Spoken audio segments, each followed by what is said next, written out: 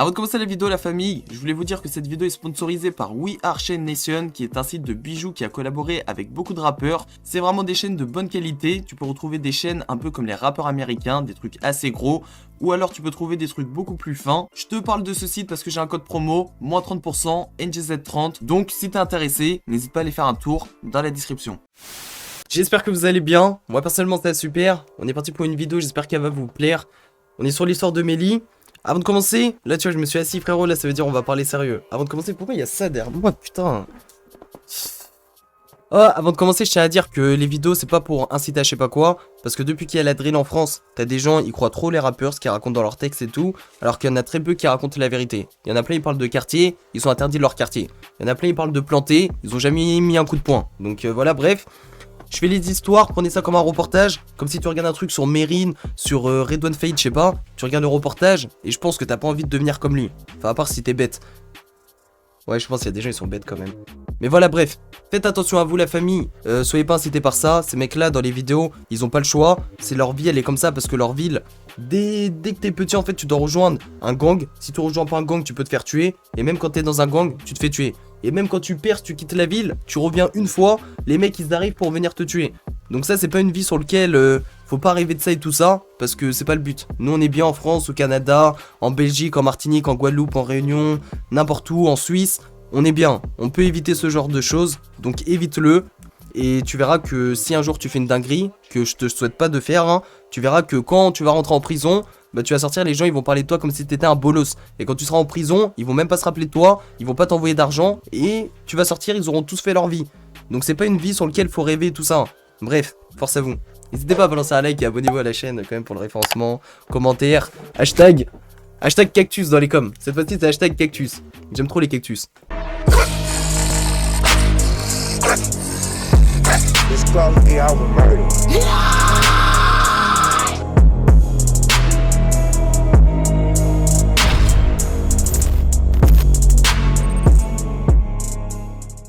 Donc, pour commencer, Melly 051, alias Yarmel Williams, ou plutôt la faucheuse de Chicago, était un membre des Black Disciples, né le 19 novembre 1991 à Front Street, dans le sud de Chicago. Et par la suite, il va quitter Front Street et va devenir un membre de la Young Money 051. Il a grandi avec sa sœur Kenji et son frère Wu, qui était incarcéré pendant un moment pour des accusations d'armes à feu. Et ce qu'il faut savoir avec Melly en fait, c'est que Wu et lui, ils ont la même mère, NGB, sauf qu'ils ont tous les deux un père différent. Le beau-père de Melly, qui est le père de Wu, est connu sous le nom de Jérôme Golden. Et en fait, ce mec-là, c'est aussi le frère de G-Slim, l'un des fondateurs de la NLMB, ce qui fait que G-Slim est aussi l'oncle de Melly et Wu. Entre parenthèses pour Melly, parce que comme je t'ai dit juste avant, en fait, hein, Jérôme, c'est le beau-père et non son vrai père. Par contre, comme j'ai dit, ils ont tous les deux la même mère, NGB, qui est décédée d'un cancer à ses 40 ans, pendant que Melly avait 3 ans et que Wu avait 6 mois. Pour ceux qui sont pas au courant, en fait le vrai père de Melly c'est Yamour Williams et Melly était aussi le cousin de Lil Rob, TYMB Courtney et TYMB Cortez. Au niveau de sa scolarité, Melly c'était un très bon élève avant de tomber dans la rue. Il est parti à l'école d'Uzab High School et là-bas en fait il a rencontré beaucoup de personnes du Mickey Cobra et c'est devenu aussi un pote avec le cousin de Kit Von, Zeko de la 051 Young Money qui a malheureusement été tué en 2008 par Aki. C'est d'ailleurs aussi vers cette époque qu'il sortait avec la sœur de Tay 600. Ce qui est important dans l'histoire en fait, c'est que le beau-père de Melly, c'était un Black Disciple, et la plupart des ennemis de la 051 Young Money, c'était des Black Disciples, et le père de Melly, c'était un gangster disciple. Lors de son adolescence, Melly en fait, il a beaucoup déménagé du côté sud et du côté est de Chicago. Et il a vécu pendant longtemps avec sa grand-mère et son père. Par contre, un peu plus tard, vu que c'était un gros problème pour ses ennemis, il habitait à plusieurs endroits avec ses amis proches, son oncle, etc. Et le truc, c'est qu'il devait vraiment faire attention à ses déplacements parce que la moindre erreur pouvait lui être fatale. Après, on va pas se cacher que c'est un mec qui avait beaucoup de contacts à Chicago, il avait la famille un peu partout, donc ça le mettait plutôt bien.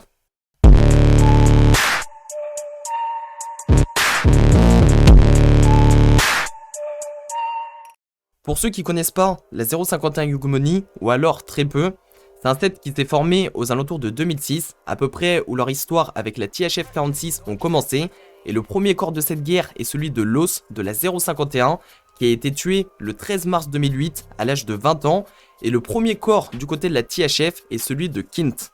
Bref, pour revenir à la Young Money, en fait, ils font partie des sets les plus puissants à Chicago, parce qu'à l'intérieur de ce set, on peut retrouver plusieurs gros tueurs, comme par exemple Kido qui compte 6-7 corps, Andrilla qui compte 3-4 corps, Aero et Montana qui comptent 2-3 corps, et bref, je te cache pas, la liste elle est trop longue, donc bref. Dans la 051 Young Money, on peut principalement retrouver des Mickey Cobra, ainsi que des gangsters et des Black Disciples, et dans les membres les plus âgés, auparavant on pouvait aussi retrouver des Black Pistons.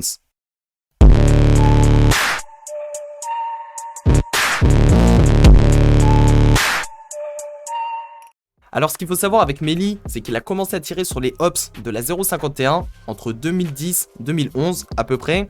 Et c'est à peu près à cette époque aussi que la guerre contre la THF elle a commencé à devenir très chaude. C'est d'ailleurs à cette époque aussi que la guerre contre la 600 elle va commencer, lorsque T-Streeze de la 051, il était tranquillement assis dans une voiture. Et aux alentours de minuit 30, t'as M-Tang de la 600 qui est arrivé à côté d'une fenêtre et lui a tiré dans le visage. Sauf que Melly, il va très rapidement venger le meurtre et il va tuer Shaq de la 600 avec Kido, pendant que Shaq il était parti pisser à l'extérieur d'une fête. Et par la suite, Melly, il va se moquer à plusieurs reprises de sa victime sur Twitter. Il ira même jusqu'à dire que Shaq en fait il était allongé à côté d'une poubelle et qu'il avait la même odeur que la poubelle. Il y a un détail qui est très important, c'est qu'à cette époque Melly, il habitait à côté du territoire de la 600. Et pour se moquer d'eux, il a tout simplement dit que tous les jours, il passait dans leur quartier et qu'il rentrait chez lui sans aucun souci. En tout cas, la 600, ils vont quand même essayer de le tuer, sauf que grâce à sa protection avec les Black Disciples, ça va être hyper compliqué pour eux. Si t'es pas au courant, pendant cette année, Melly, il va aussi finir en prison, et en prison, il va croiser Sidai et Manny de la 600, et en fait, il va leur dire un truc, je te cache pas, ça m'a choqué quand j'ai appris ça. Vous allez faire quoi pour la mort de Shaq? Je suis Satan sans cœur. Si vous croyez être froid, je suis plus froid que vous. En 2014, il va tuer Nusky, le cousin de Lil Durk, dans sa voiture. Et si jamais tu veux voir la scène de crime, elle est disponible sur mon compte Instagram. Un an plus tard, il va aussi tuer le manager de Lil Durk, OTF Chino. Et le pire dans tout ça, en fait, c'est que Melly, il avait pour habitude d'écouter Lil Durk. Donc je sais pas si tu te rends compte du truc. Le mec, il a aucune pitié. Par la suite, Raïm, le cousin de FBJ Duck, il va essayer de tuer Melly, sauf que il va la rater, hein, je pense que tout le monde est au courant. Et au passage, il va toucher Aero. Et 2 semaines plus tard, Melly, il va tout simplement se venger. Et contrairement à lui, il va réussir à le tuer avec Ario. D'ailleurs, si t'es pas au courant, Ario, il va se faire arrêter pour le meurtre, il sera déclaré coupable, sauf qu'il va jamais sortir le blaze de Melly.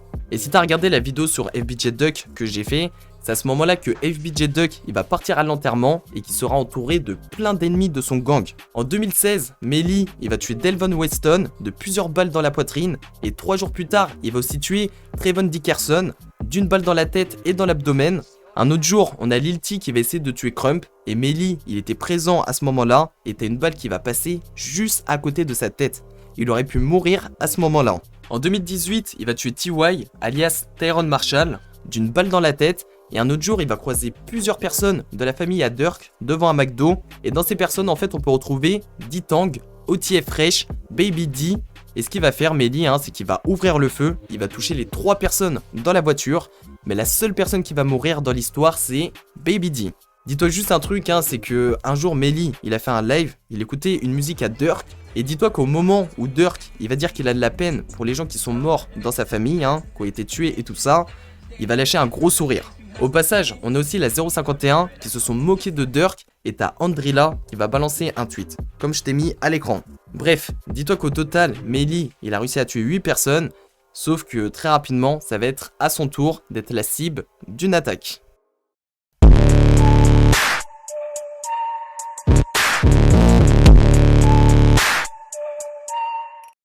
On arrive au 1er septembre 2019, Melly était tranquillement à une fête dans le sud de Chicago et quelques semaines plus tard, il s'était embrouillé avec Nat du Tijuana Ward. Et dis-toi que Melly, après l'embrouille, il a pété un câble, il est parti devant chez Nat et il a tiré à plusieurs reprises sur sa maison alors que sa copine et son enfant étaient présents. Le problème c'est que quand Melly arrive à la fête, ce qui s'est passé c'est que Nat était aussi présent et quand Nat il va voir Melly en fait, dans sa tête il va péter un câble parce que il va tout simplement repenser à ses tirs, il va se dire que voilà, ce jour-là sa copine et son bébé auraient pu partir.